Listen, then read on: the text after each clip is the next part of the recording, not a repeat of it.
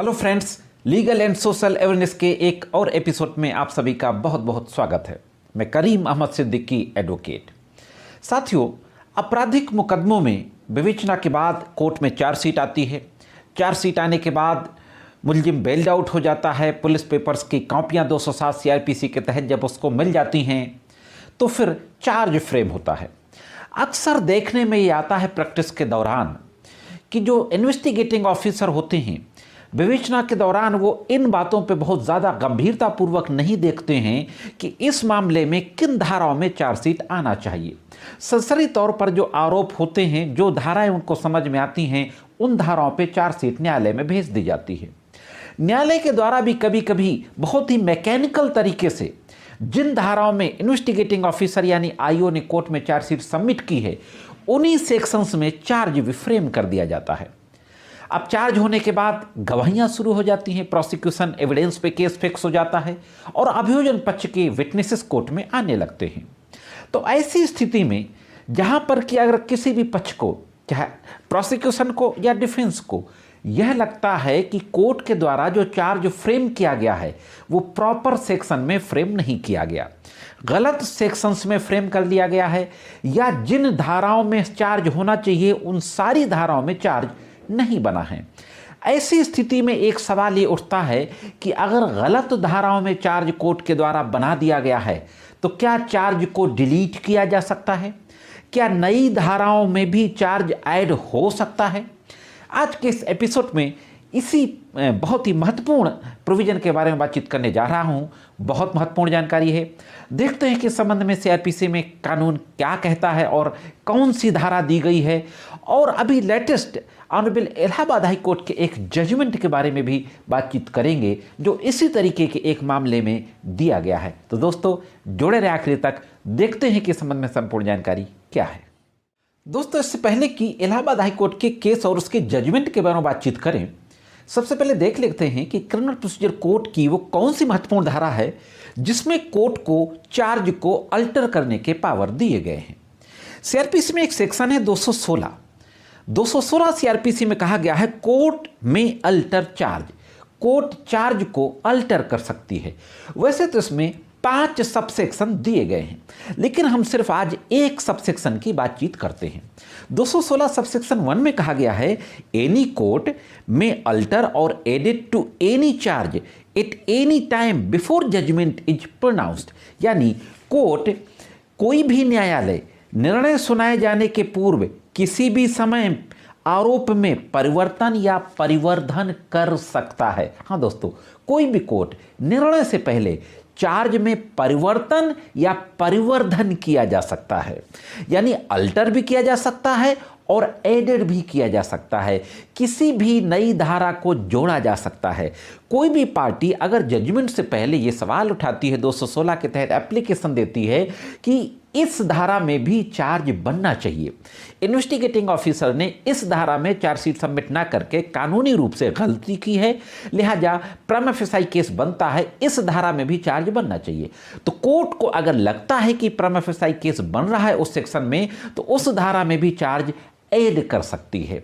अब जहां पर एक सवाल जो कहा गया था कि क्या जो पहले चार्ज बनाया गया है या गलत धारा में जो चार्ज बन गया है, तो क्या उस चार्ज को डिलीट किया जा सकता है? इस बारे में देखते हैं कि हाई कोर्ट के द्वारा क्या कहा गया। साथियों, एक हमीरपुर डिस्ट्रिक्ट का एक मामला था, डकैती अफेक्टेड एरिया का केस था। एक मर्डर हो जाता है, डेड बॉडी पाई जाती है, चार्जशीट जाती है 306 यानी अबेटमेंट टू सुसाइड में। जो डेड बॉडी पाई गई थी वो तालाब में पाई गई थी, तो मरने का जो रीजन था, काज ऑफ डेथ, वो एक्सपाइक्सिया ड्यू टू ड्राउनिंग यानी डूबने से उसकी मौत हुई थी। तो पुलिस ने विवेचना के दौरान यह माना कि ये सुसाइड है और कुछ लोगों को उसके सुसाइड करने के लिए जिम्मेदार ठहराया और 306 इंडियन पेनल कोड यानी अबेटमेंट टू सुसाइड में कोर्ट में चार्जशीट दाखिल की। लेकिन कोर्ट ने जब इसमें चार्ज फ्रेम किया, आरोप बनाया, तो 302 सेक्शन 34 इंडियन पेनल कोड और 201 आईपीसी में चार्ज फ्रेम किया, यानी सामान्य आशय के साथ कुछ लोगों के द्वारा मिल करके एक व्यक्ति को की हत्या कर देना और उसकी डेड बॉडी को छिपा देना। 201 इंडियन पेनल कोड ये कहता है। जब इन धाराओं में चार्ज बनाया गया तो चार्ज के खिलाफ ऑनरेबल हाईकोर्ट के समक्ष रिवीजन किया जाता है। Criminal revision number 2828/2023। यह मामला एसीसी में, दिसंबर के एसीसी में पब्लिश हुआ है। Munesh and others versus state of UP. पूरी डिटेल आपकी स्क्रीन पे है, साइटेशन वगैरह सब दिया हुआ है। अब हाईकोर्ट में जब क्रिमिनल रिवीजन दाखिल होता है तो हाईकोर्ट में यह आर्गुमेंट किया जाता है कि इस मामले में 302/34 और 201 इंडियन पेनल कोड की कोई भी ऐसी एविडेंस नहीं थी जिससे ये कहा जा सके कि प्राइमा फेसाई यानी प्रथम दृष्टया अपराध बनता है। कोर्ट ने गलती की। कोर्ट ने ओवरऑल केस डायरी में जो एविडेंसेस आई है उसको ओवरलुक करके 302 और 34 और 201 इंडियन पेनल कोड में चार्ज बनाया, जबकि चार्जशीट 306 में आई है। केस डायरी में जो एविडेंस है वो 306 में है। लिहाजा 302/34/201 इंडियन पेनल कोड के चार्ज को डिलीट कर दिया जाए, यह आर्गुमेंट किया जाता है। अब देखते हैं कि हाईकोर्ट के द्वारा क्या कहा जाता है।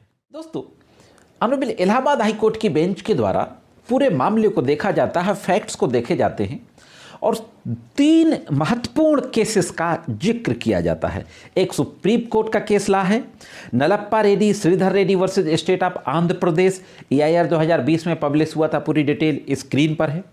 और एक Ashish Kumar and another versus state of UP 2015 का केस है, ACC में पब्लिश हुआ था, उसकी डिटेल भी आपकी स्क्रीन पर है। और एक Vibhuti Narayan Chaubey versus state of UP 2002 का केस है, ये भी ACC में पब्लिश हुआ था, साइटेशन वगैरह पूरी डिटेल आपकी स्क्रीन पर दी हुई है। इन तीनों केसेस का जिक्र किया जाता है। इन तीनों केसेस में ऑनरेबल सुप्रीम कोर्ट के द्वारा जो प्रिंसिपल लेट डाउन किए गए थे और इससे पहले इलाहाबाद हाईकोर्ट की बेंच ने जो दोनों केसेस में डिस्कस किया था, इसको डिटेल में डिस्कस किया जाता है। और डिटेल में डिस्कस करने के बाद ये कहा जाता है कि सेक्शन 216 जो क्रिमिनल प्रोसीजर कोड की धारा है जिसमें चार्ज को अल्टर और एडिट किया जा सकता है, उसमें word delete has not been used in section 216 CRPC। 216 में डिलीट वर्ड यूज नहीं किया गया, जैसा कि हमने शुरुआत में डिस्कस किया था। क्या वर्ड है? 2 वर्ड है, अल्टर और एडिड, परिवर्तन और परिवर्धन।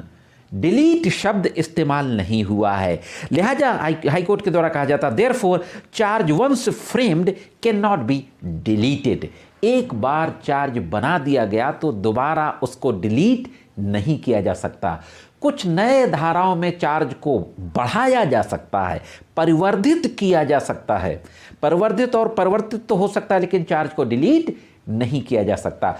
चार्ज एक बार बनने के बाद उसमें पूरा ट्रायल चलेगा और फाइनली उसमें जजमेंट होगा। जजमेंट के समय कोर्ट ये देखेगी कि जिन धाराओं में चार्ज बना है उन धाराओं की एविडेंस आई है कि नहीं आई है। कोर्ट बाउंड नहीं है कि जिन धाराओं में चार्ज बना उन्हीं धाराओं में पनिशमेंट दे या केस को छोड़े। अगर कोर्ट को ये लगता है कि चार्ज बना है 302 में, लेकिन जो एविडेंस आई है उसके बेसिस पे 302 नहीं बनता, 304 बनता है, culpable homicide not amounting to murder, तो कोर्ट 302 में सजा ना करके 304 में सजा कर देगी।